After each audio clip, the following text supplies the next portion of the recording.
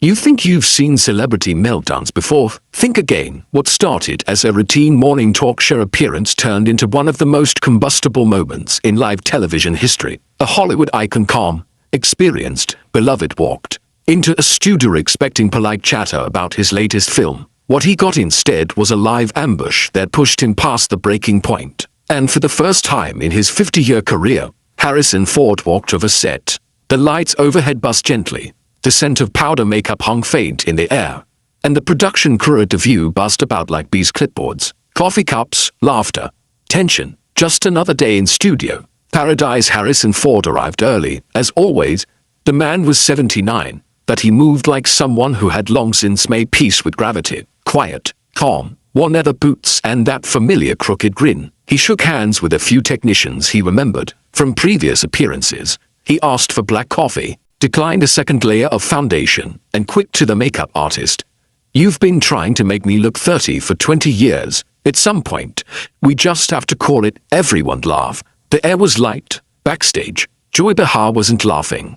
Sources later described her as laser-focused. She sat hunched over a stack of papers, note cards, highlighted articles, and a bulging folder that had clearly been opened and closed one too many times. Her phone buzzed with incoming texts. She took a call, her voice low and terse. Pacing between dressing room mirrors. "Are we good on the tax records?" You double-checked the foundation filings. Something was off. The usual Joy, sharp-tongued but playful, had been replaced by someone dead serious. The theme music played. Welcome back to The View. Today, a living legend joins us. Harrison Ford is here. The crowd burst into applause as Ford walked out, smiling politely. Hands in his jacket pockets, he waved, gave Whoopi a warm nod, and eased into his seat with the kind of laid-back charm that only comes from 5 decades of doing this dance. At first, it was textbook Ford, dry humor, brief chuckles, a story about spraining something he didn't know he had while filming an action sequence. "These days, my stunt double gets more screen time than I do." The audience ate it up. Whoopi grinned, bouncing between Ford's film anecdotes and light questions about legacy, aging in Hollywood, and why the hell he was still doing his own helicopter flying. He played it cool. The audience laughed. He was in control, except Joy wasn't laughing. She hadn't spoken once. She sat perfectly still, hands clasped, her eyes fixed on Ford like a laser sight. Then Whoopi turned. "Joy, you've been awfully quiet. You got anything for Harrison?" Joy's lips curled into a smile that didn't reach her eyes. "Actually, yes. I've got a few questions." The room shifted. "Harrison, I think we need to talk about your political views and how they've evolved over the years." Ford blinked. "Slow. I'm not sure what you mean, Joy. I'm here to talk about the film." "Oh. But I think your personal beliefs are very relevant," she replied, leaning forward slightly, "especially considering some of the statements you've made recently about environmental issues and social justice." Her tone was sweet. Her words were not. The crowd hushed. The smile slipped from Ford's face. He straightened in his chair. "I believe everyone has the right to their opinions," he said. "I try to keep my personal beliefs separate from my work, but I'm certainly not going to apologize for caring about the environment." Joy didn't flinch. "That's interesting," she said coolly, "because I've been doing some research, and it seems like your actions don't always match your words. Tell me, Harrison, how do you reconcile your environmental activism with your love of flying private jets?" Silence.it. Was a sniper short dressed as a question? Ford's jaw twitched, just slightly. "I think that's an oversimplification," he said carefully. "Environmental issues are complex. I do my best to be responsible while also living my life." Joy leaned in. "Responsible?" Her laugh was hollow. "You've taken more private flights in the past year than most people take in a lifetime. Don't you think that's a bit hypocritical for someone who lectures others about carbon emissions?" The host shifted uncomfortably. Camera OPS froze. The audience stopped breathing. Ford's reply was calm, tense. "I don't lecture anyone, Joy. I express concerns about issues I care about. As for my personal choices, those are personal." That word hung in the air like a landmine. "Nothing is personal," Joy snapped. "Not when you're a public figure worth hundreds of millions. You can't tell people how to live while living like the rules don't apply to you." And just like that, the gloves were off. Ford's hands tightened around the armrests. He leaned forward just enough for the audience to sense the shiftless actor, Mormon being cornered. "You're being incredibly unfair," he said. voice harder now. You don't know anything about my personal life. Behar's smile widened. Oh, but I do.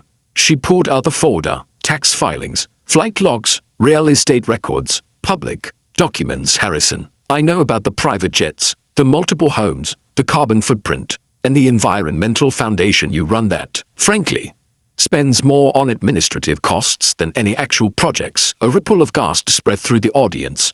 Ford's color rose. He leaned in, his voice now a dagger. Be very careful, Joy. You're making accusations without facts. You're attacking my character based on tabloid garbage. These aren't tabloids. These are facts. Behar shot back, holding up the folder like it was a smoking gun. And the fact is, you're a climate crusader when it's convenient and a jet-setting elitist when it's not. Ford's voice turned to iron. You're not asking questions. You're launching a smear campaign. Behar met him, toe-to-toe. This is accountability, Harrison. If you can't handle being asked hard questions, maybe you shouldn't be speaking publicly on political issues. You don't want accountability. He barked that. You want a viral clip. The audience gasped. The battle line was drawn. Goldberg tried to jump in. Let's maybe steer back to the film. Ignored. Ford's voice cut through the air like steel. You ambushed me. This isn't journalism. This is exploitation.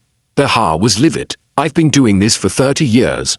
I don't need some pampered movie star lecturing me about my job. Ford stood up. The chair scraped loudly across the studio floor. The room went silent. He didn't shout. He didn't storm. He just said it quiet, deadly calm. Don't tell me what I should or shouldn't do. I've been fighting for causes long before you turned ambushing guests into a rating strategy.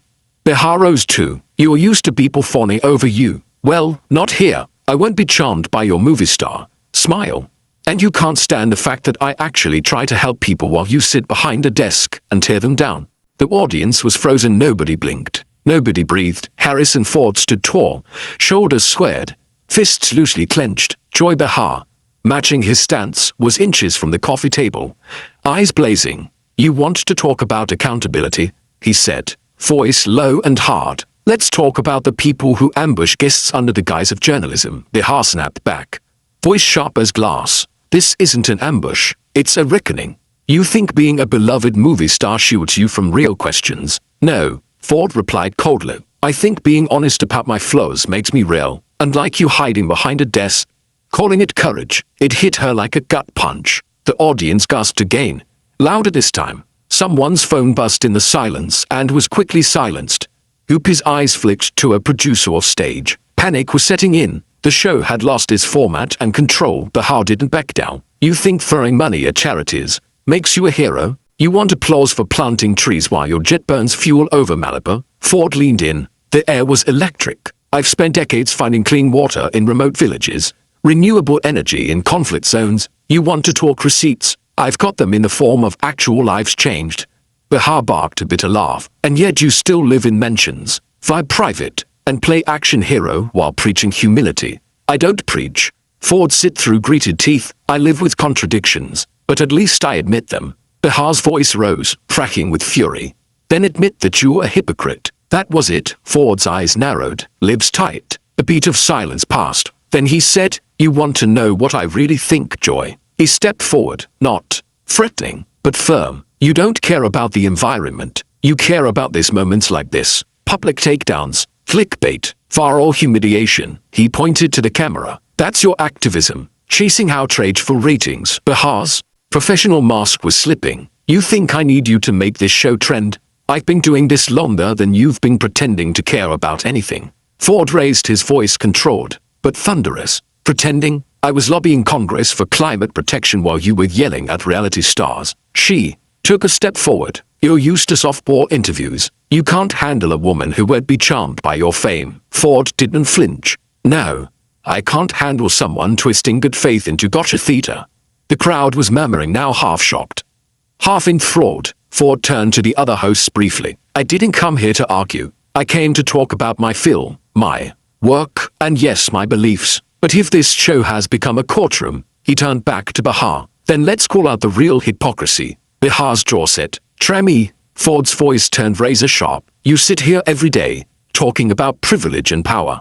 But you make millions working for a network owned by a corporation that pollutes more than I ever could. Behar blinked. That's not the same. Why not? Ford demanded. You profit from the same machine you claim to find. Ads from oil companies, fast fashion, air travel, and you cash the checks, but you're clean because you don't own a jet. She snapped back. I'm not the one making environmental speeches at award shows. No, you're the one tearing down anyone who does. The words cut deep, the silence stretched. A tremor passed through the studio like a distant earthquake. Camera operators froze. Stagehands glanced at each other nervously. Joy, visibly trembling, fired one last shot. You're just mad because someone finally called you out. Ford looked at her for a long, hard moment. Then, no, Joy, I'm disappointed, because I believed in honest conversations, not circus acts dressed as journalism. Ford unhooked his MIC. The sound so small echoed like thunder. Behar, court of God, tried to regain her grip.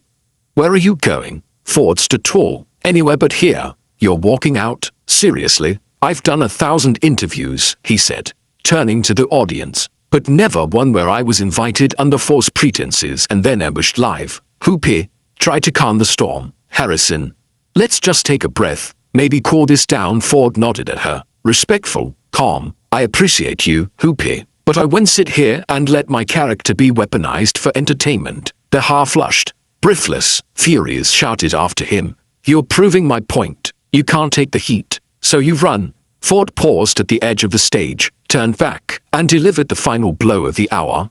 I can take the heat, Joy, but I don't do business in burning buildings. Then he was gone. The studio was silent. The air, scorched. Joy stood in his absence, trembling not from victory, but from something else. And in that moment, live on air, daytime television changed forever. The doors closed behind Harrison Ford. The click echoed like a gunshot in the silent studio. Joy Behar remained standing, hands trembling ever so slightly, face pale beneath the studio lights. For the first time in her long career, she wasn't sure what to say next. The audience stared at her. The cameras were still rolling, and the whole world was watching. Whoopi Goldberg leaned forward, hearing her throat. Okay, let's take a moment. But there was no smooth way to recover. No commercial break had been scheduled yet. Producers backstage were frozen, scrambling to figure out how to cut live to filler. Behar blinked, shook her head once, then looked to the camera still hot, still broadcasting. Well, that just happened. A nervous laugh bubbled from someone in the audience, then silence again. Sarah Haynes finally broke the tension with a soft, uncertain voice. Maybe we should move to our next segment. No. Behar interrupted. No, let's talk about what just happened. She turned toward the panel. We just witnessed a man walk off this set because he didn't want to be held accountable. Whoopi raised an eyebrow. Or maybe he walked off because he felt attacked. He was asked fair questions. Behar snapped. He didn't like the answers. That's not journalism's fault. Ana Navarro interjected tearfully. Joy, come on, that wasn't exactly a fair fight. You brought our flight logs, checks, records. It wasn't a conversation, it was a cross-examination. Joy's lips tightened. He came here as an activist. I treated him like one, not a celebrity. But he didn't come here for that. Sarah added, he came to promote a movie. It wasn't the right stage. Every stage is the right one for accountability. Behar said stiffly. Meanwhile, backstage, Harrison Ford was pacing. The young producer trailed him with an MIC still in hand. Mr. Ford, please can we just maybe we reschedule? No. He said flatly. His publicist caught up. Breathless. Harry, wait. Let's talk. Just 5 minutes. I can get them to delete the segment. Ford stopped. Looked her dead in the eyes. Don't delete it. What? Let's them air it. Every second. I want people to see exactly how that went down. She blinked. Are you sure? Absolutely. He poured off his jacket, ran a hand through his silver hair, exhaled sharply. If I let people think I stormed off because I couldn't handle a few questions, then I lose the right to speak on anything I care about. But if they see what really happened, he didn't finish the thought, but the fire in his eyes was back. Within minutes, the clips were online, the walkout, the argument, the MIC drop. Twitter now X exploded. Harrison Ford versus Joy Behar is the wildest moment in daytime TV since Tom Cruise jumped on that couch. Not Ford walking out like a damn Jedi Master. Joy Behar just burned every bridge in Hollywood. Hashtags trended within hours.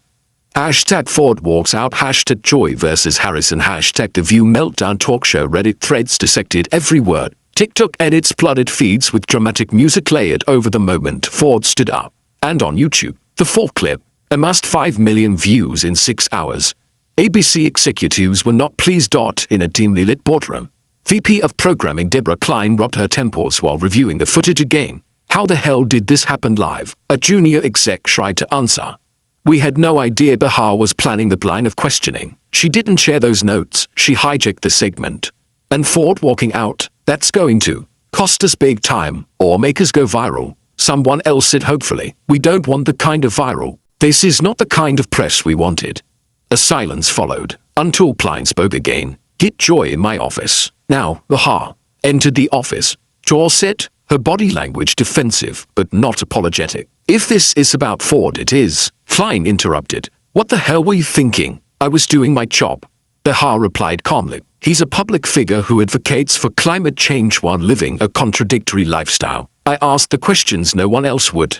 No, you ambushed him. Klein shot back. There's a difference. Behar bristled. So now we're protecting celebrities again? Is that what journalism is to you? We're protecting our brand, Joy. We're protecting trust. There's a difference between accountability and provocation. You crossed that line. You asked me to bring heat. I brought heat. We didn't ask you to blow up a segment and start a network feud with Annalista. A long silence. Then Behar said softly, maybe people need to see the cost of their contradictions. Klein studied her for a long beat. Fine. But if Harrison Ford decides to go on Good Morning America, or Fallon, or Oprah, and tells the world this show is a toxic ambush zone, we lose more than just ratings. That night, Harrison Ford issued a rare public statement filmed from his own phone. Standing in front of a roaring fireplace, he looked directly into the camera. I've done thousands of interviews in my life. I faced questions about politics, war, science, my failures, and my regrets. But what happened today wasn't journalism, it was a setup. I care deeply about the causes I support. And yes, like every human being, I have contradictions. I wrestle with them. I own them. He paused. But we live in a culture where asking for change gets mocked and the people trying to help get publicly torn down. If you want perfect heroes, you will be waiting forever. I'm not perfect, but I show up. And today, I walked out. Because I won't be used as a punching bag for ratings. The video ended 24 million views in one night. Public opinion was split. Team Ford. He handled it with class until it crossed the line. Legend, still a man of principle. Team Behar. She was doing her job, holding power to account. Why can't movie stars be questioned? But others were more nuanced. This wasn't just about environmentalism. This was about pride, ego, two titans clashing and neither willing to blink. Back at the View, the mood was tense. Behar walked into half the staff avoiding her gaze. The teleprompter operator didn't say good morning. A segment producer accidentally skipped her lunch order. She knew what that meant. The tide was turning. Ford was at home, sorting through charity mailers. When his phone rang, he almost didn't answer. But when he did, he was surprised by the voice on the other end. Joy Behar, Harrison, Joy. A long pause, then she said quietly, that wasn't how I wanted it to go. Could fool be, Ford replied. I was angry, but you didn't deserve that. Not like that, Ford sighed. Maybe you were right about some things, but there's a difference between truth and humiliation. I know, she admitted. Another long pause. So what now? She asked. Now, Ford said. Now, we figure out whether the world wants resolution or blood. The world had changed overnight. Every major news outlet replayed the footage of Harrison Ford walking off The View. Opinion shows debated it. Podcasts dissected it. And social media turned it into a battleground. By morning, both names Harrison, Ford and Joy Behar were trending globally, but inside their homes, it was quiet, too quiet, at ABC headquarters. The senior executive board gathered at M. Shaw. We can't ignore this, Deborah Klein said, holding a remote in one hand and a stack of overnight polling data in the other. On the screen behind her, Harrison Ford's walkout. Was he right to leave? Viewer surveys showed a disturbing trend. Audience trust in The View had dipped nearly 20% overnight. Advertisers were nervous. One had already pulled out. Another was reviewing options. We either release a public apology, or we lose long-term credibility, said a marketing VP. But from who? Someone else asked. Joy, the show. the network, silence, until Klein said, from both that same afternoon, a statement dropped this time from Harrison Ford's Foundation.it wasn't angry, it wasn't defensive.it was disarming. We all have blind spots, we all have contradictions. I have mine, Joy has hers, but beneath all of it, I believe she was trying to do her job, and I was trying to do mine. Maybe we both failed in how we handled it, and maybe, just maybe, we need more conversations, not fewer. The message hit harder than any attack ever could, across the internet. Comments turned, that's what real class looks like. He extended an olive branch. Will she? Joy Behar read the statement alone in her dressing room. She hadn't slept. She hadn't eaten. There was a half-finished bottle of wine on the table. The script for the next episode sat untouched. Her phone buzzed constantly, messages from friends, strangers, critics, and then one from Barbara Walters' daughter. My mother always said, never let the story become you, take back the story. Joy, not with pride, with humility. Joy stared at the screen for a long time, then she opened Note and started typing. The next day, the studio was packed. Word had leaked that Joy Behar was going to make a statement. Some thought she'd apologize, others expected a defiant monologue. What happened was neither. The opening credits rolled. The music faded. Joy Behar leaned into the microphone and said simply, I was wrong. Gasps from the audience. Even her CEO host seemed stunned. She continued, I've made a career out of speaking my mind. Sometimes that means saying uncomfortable things. But this week, I crossed a line. What was supposed to be a discussion about environmental issues turned into a personal attack. And I own that. I let frustration and ego get in the way of decency. Harrison Ford didn't deserve to be ambushed, and for that I truly apologize. There was no script, no cue cards, no smugness. Just a woman who knew she had gone too far and was finally facing it. Journalism matters, so does kindness. And then what no one expected, Harrison. If you're watching, I'd like to invite you back. No ambush, no attack, just a conversation. 3 days later, Harrison Ford walked back onto the set of The View. The crowd erupted. Some stood, some cheered, some wept. Joy Behar rose from her chair not to confront him, but to greet him. Thank you for coming back. Thank you for the invitation, Ford replied, his voice even. They sat, and this time, they talked about contradictions, about environmentalism, about how change doesn't require perfection, it requires effort. At one point, Ford chuckled, softly, you're still tough as hell, and you are still flying jets. Behar smirked, the audience laughed, but the tension was gone, replaced by something rare in daytime television. Mutual respect. A short clip of the two aired that evening. In it, Joy said, we don't grow by yelling, we grow by listening. I forgot that for a moment. I won't forget again. It went more viral than the walkout. 16 million views in today's. Weeks later, the confrontation had faded from headlines, but its impact remained. Late-night comics still referenced it. Journalism students wrote papers on it. PR professionals cited it in seminars on crisis management. But for Harrison Ford, it marked something else. A shift. People listened more closely when he spoke about the environment now. His message, once ignored, now resonated deeper, carried by the fire of that infamous day. And for Joy Behar, it reminded her of something she hadn't felt in years, humanity. On the final day of the press tour for his film, Ford received a handwritten note, no name, just a sentence. Truth without grace is cruelty. You gave us both. Thank you. He smiled, then folded it, slipped it into his jacket pocket, and walked out into the sun.